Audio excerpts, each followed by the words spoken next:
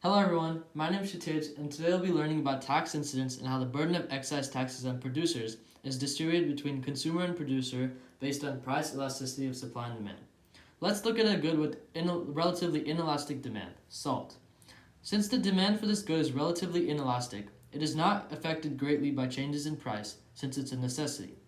Supply in this case is relatively inelastic as well. Looking at S1 or the original supply curve, we can see that the price that consumers originally paid was PE.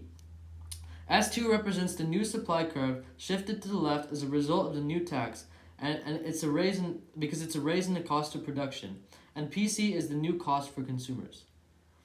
The value of the tax can be calculated by the vertical distance between the price that producers receive for a product and the cost that consumers pay for it. In this case, the value of the tax is PPPC, and this vertical distance is the value of the tax. If we multiply the quantity by the value of the tax, we could calculate the tax revenue that the government earns. For example, in this case, PPPC multiplied by the quantity Q2 would be the total tax revenue.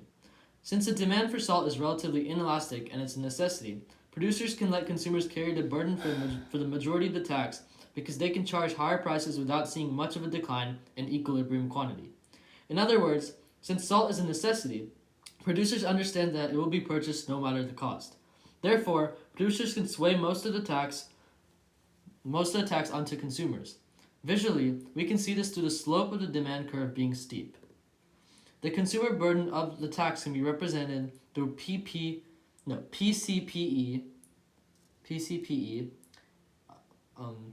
and multiplied by Q2, and producer burden of tax can be represented through PPPE multiplied by Q2.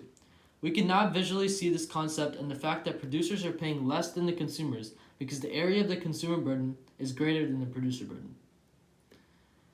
The total revenue for firms can be calculated by multiplying PP by Q2. PP by Q2. And that's the revenue that these firms earn after the tax has been subtracted. Now let's look at a good with relatively elastic demand, soft drinks. This good is relatively elastic, meaning the demand is affected by changes in price since there are other alternatives. Supply is relatively inelastic. Looking at S1 or the original supply curve, we can determine that the original cost for producers is PE. This additional tax on producers by the government increases the cost of production and shifts the entire supply curve to the left. This new supply curve is S2, and PC is the new cost to consumers. Consumers can usually indirectly see this tax through higher prices. The value of the tax, calculated by the vertical distance between the price that producers receive for the product and the cost that consumers pay for it, PPPC, is this case as well as the value of the tax. By multiplying the value of the tax PPPC by Q2, we can see the total tax revenue earned by government. Demand for soft drinks is relatively elastic and there's many substitutes. Producers have competition and therefore cannot increase prices and expect similar demand from consumers. The producers have the majority of the burden in this case.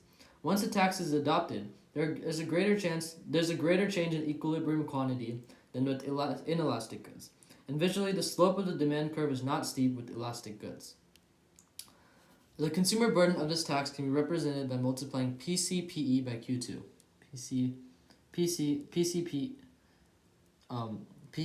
by Q2. And the producer burden of this tax can be represented by multiplying PPPE by Q2.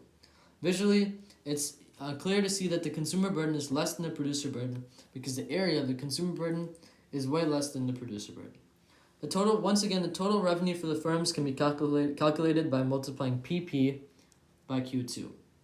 Thanks, and I hope you learned about tax incidence and the effect of relative price elasticity of supply and demand has on producer and consumer burden.